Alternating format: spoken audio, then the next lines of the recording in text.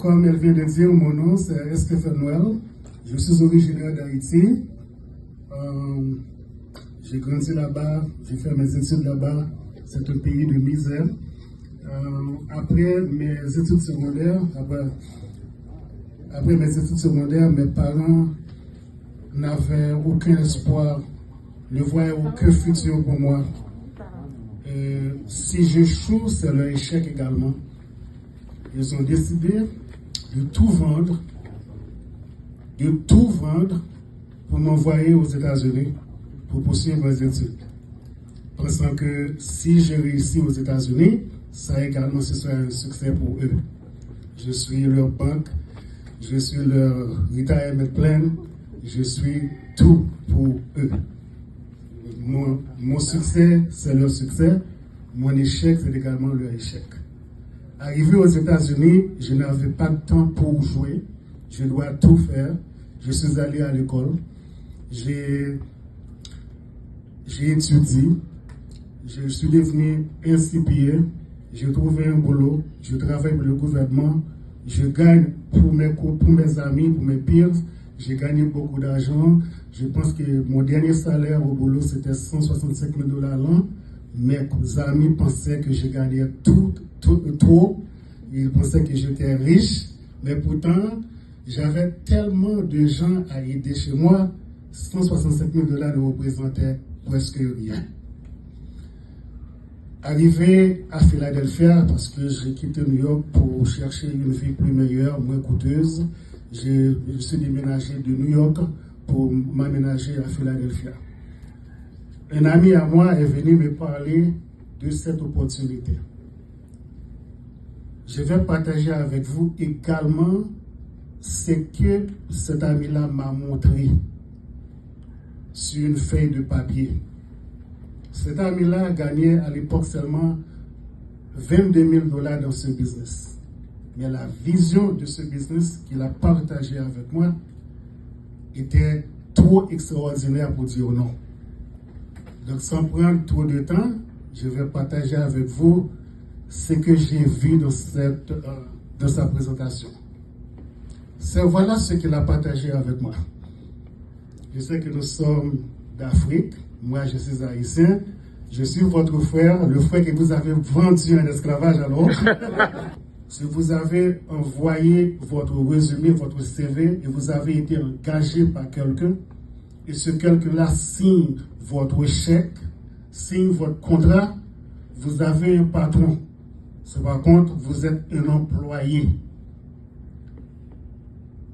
Même si vous gagnez 1 million, 2 millions, 5 millions par an, même si vous êtes millionnaire, mais si quelqu'un signe votre contrat, si quelqu'un vous a embauché, ce quelqu'un-là peut vous discipliner, ce quelqu'un-là peut vous révoquer.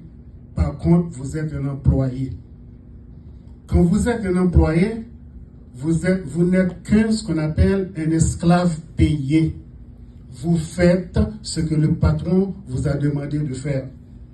Le patron décide à quelle heure vous devez travailler. Le patron décide quand vous devez être en vacances. Le patron décide même quand vous devez être malade. Voilà. Le patron décide votre salaire. Si vous avez une famille, vous avez des parents que vous aimeriez être à leur chevet, à son chevet ou bien à leur chevet. Par contre, vous devez demander permission à votre patron. Si le patron vous a accordé cette permission, vous serez en vacances avec votre famille.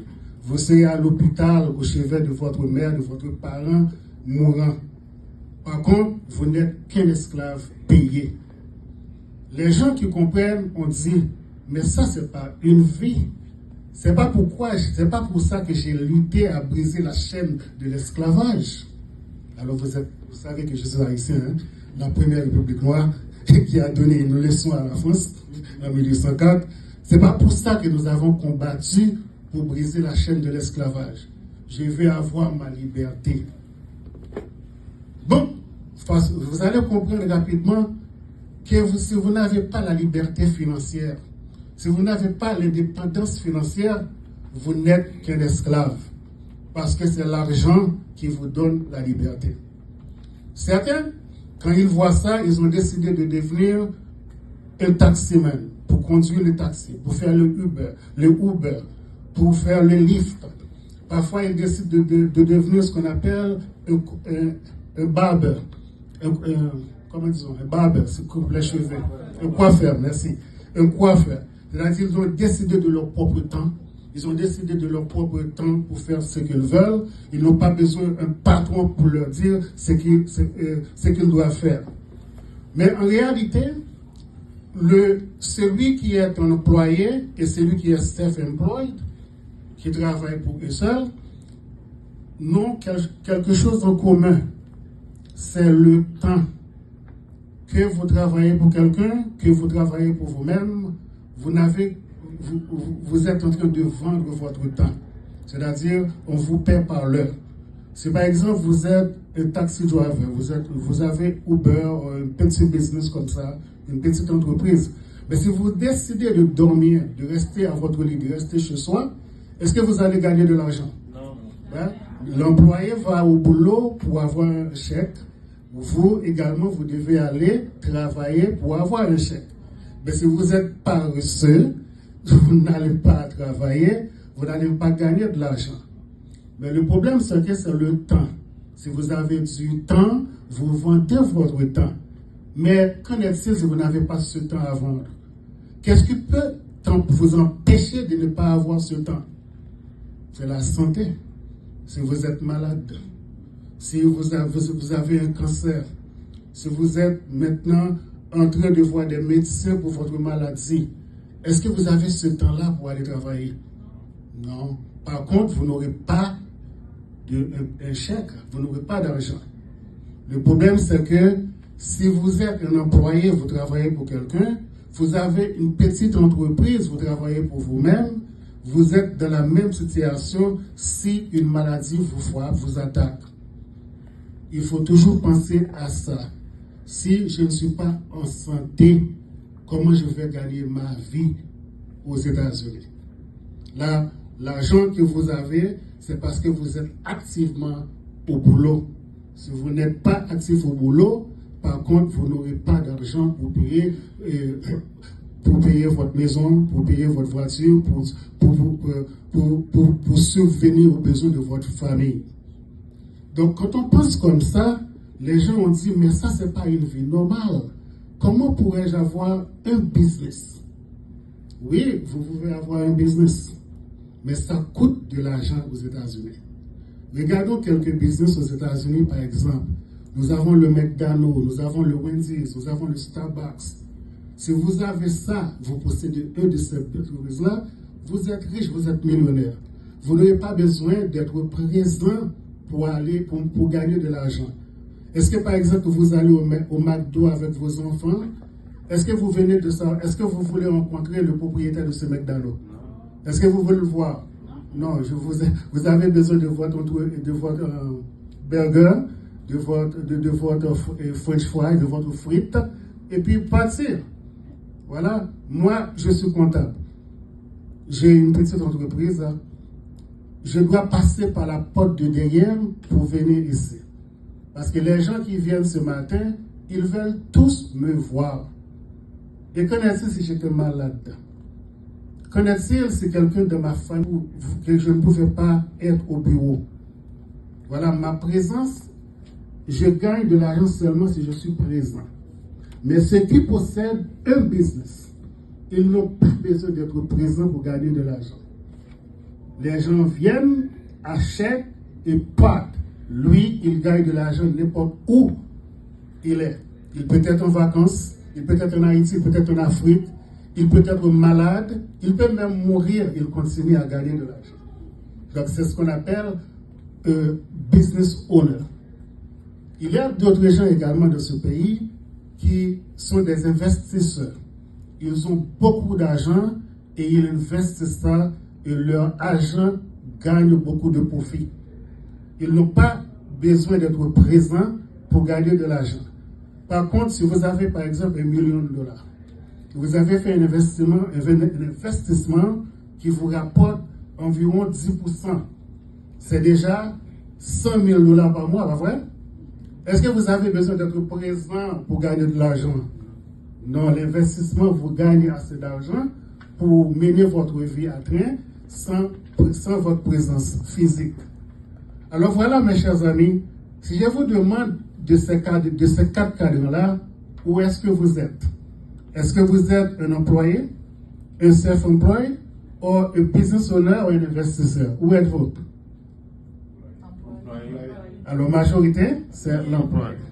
Pourquoi c'est l'employé? Parce que c'est plus facile. On a appris, vous devez aller à l'école, vous devez apprendre une profession, vous devez travailler dur pour gagner de l'argent. Les avocats deviennent avocats pour travailler dans un cabinet. Les comptables deviennent comptables pour travailler pour une entreprise. Un médecin devient un docteur pour travailler pour un hôpital. Les infirmières deviennent infirmières pour avoir un boulot à l'hôpital. Voilà, c'est-à-dire notre vie, notre esprit, nous sommes programmés pour devenir un employé, pour travailler pour quelqu'un. Comme la sœur vient de dire, elle comprend qu'elle est infirmière, mais ce business-là a ouvert ses yeux qu'elle peut construire quelque chose de positif. Mes chers amis, si je vous demande est-ce que vous voulez devenir un business owner, qu'est-ce que vous allez dire? Effectivement. Mais est-ce que vous avez d'argent, beaucoup d'argent, pour devenir un business owner? Et si je vous dis qu'aujourd'hui même, vous devez devenir un business owner et que vous n'avez pas besoin d'argent, est-ce que vous me croirez? Est-ce que vous me croirez? Vous n'avez pas besoin d'argent et vous pouvez avoir votre entreprise. Vous devez avoir des gens travailler avec vous sans vous n'avez pas besoin d'argent. Ce que nous réclamons de vous, c'est ce qu'on appelle le sens de responsabilité. D'avoir un rêve, une vision et vous êtes responsable. C'est tout que nous réclamons de vous. Après, vous allez nous dire, est-ce que ce que nous partageons avec vous est intéressant? C'est quelque chose que vous aimeriez y prendre part. Donc après la présentation, quelqu'un va vous parler, c'est quelqu'un que vous avez invité va vous rencontrer pour discuter cette présentation avec vous. Comme je vous avais dit qu'il y a un moyen, que vous n'avez pas besoin de millions de dollars pour posséder votre McDonald's, votre Starbucks, vous pouvez avoir votre McDonald's, votre Starbucks pour millions de dollars sans que vous n'ayez pas besoin de l'argent. Voilà comment ça a commencé. Il y a une compagnie pour vous qui voyagez en Europe. Vous allez voir ce signe-là, Egon. C'est très populaire en Europe. Eh bien, Egon, c'est tellement populaire et c'est tellement riche qu'il voulait avoir une présence aux États-Unis. Ce que cette compagnie-là a fait, cette firme financière a fait, elle a choisi la compagnie la plus populaire, la plus riche aux États-Unis pour acheter. Une de ces compagnies-là s'appelle Transamerica. Vous avez entendu parler de Transamerica, pas vrai? Peut-être si vous travaillez quelque part, votre 401k, votre AAS est déjà administré par Transamerica. Eh bien, Egon l'a acheté. Vous avez entendu parler de Bank of America? Eh bien, cette banque-là a été propriétaire privée de Egon. Donc, quand ces compagnies-là se sont mis ensemble pour devenir une compagnie, ils ont un problème. Ces compagnies-là ont créé un problème. Le problème qu'elles ont créé, c'est que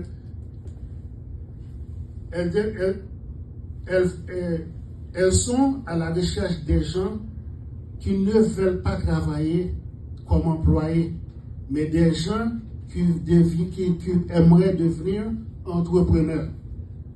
Vous avez la différence entre employé et entrepreneur. Qui peut me dire cette différence-là? Qu'il s'agisse d'un entrepreneur.